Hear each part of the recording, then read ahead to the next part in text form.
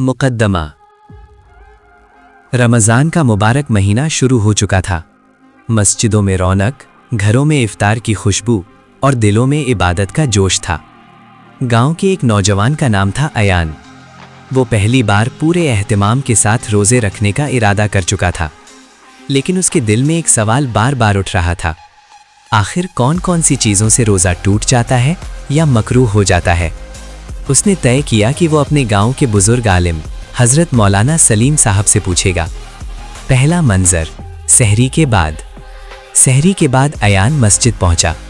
फजर की नमाज के बाद उसने मौलाना साहब से कहा, हज़रत, मैं चाहता हूं कि मेरा रोज़ा सिर्फ भूख प्यास का ना हो बल्कि मुकम्मल हो।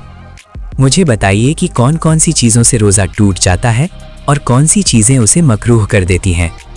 मौलाना साहब मुस्कुराए और बोले, बेटा, रोज़ा सिर्फ पेट का नहीं, आँखों, कानों, ज़ुबान और दिल का भी होता है।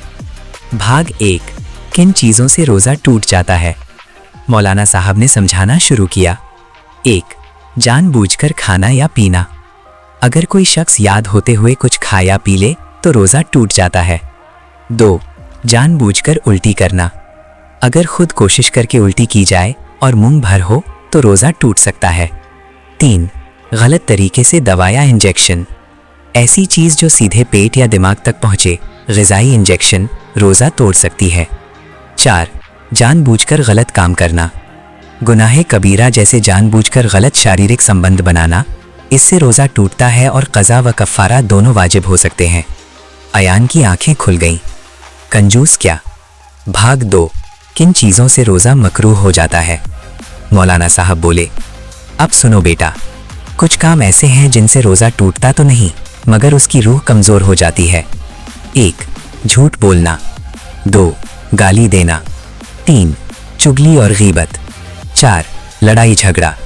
5, बुरी नज़र से देखना। 6, बेकार की बातें करना। 7, जानबूझकर दांतों में बचा खाना निगल लेना। उन्होंने कहा, अगर कोई रोज़ेदार इन कामों में लग जाए तो उसका रोज़ा सिर्फ भूखा रहना रह जाता है। तीसरा मंजर, इम्तिहान। दोपहर का वक्त था। अयान बाजार गया। एक दुकानदार ने उसे धोखा देने की कोशिश की। अयान को गुस्सा आया।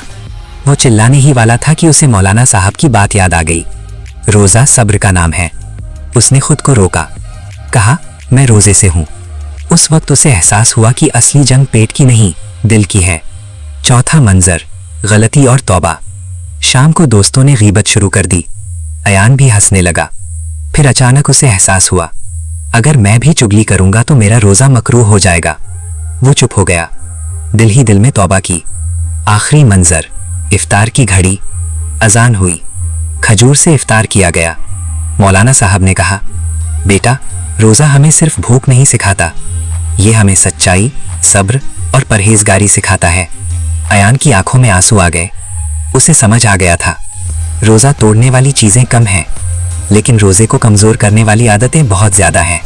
कहानी का सबक, रोज़ा सिर्फ खाने पीने से रुकने का नाम नहीं, ये अपने गुस्से, झूठ, गीबत, बुरी नज़र और बुरे इरादों से बचने का नाम है।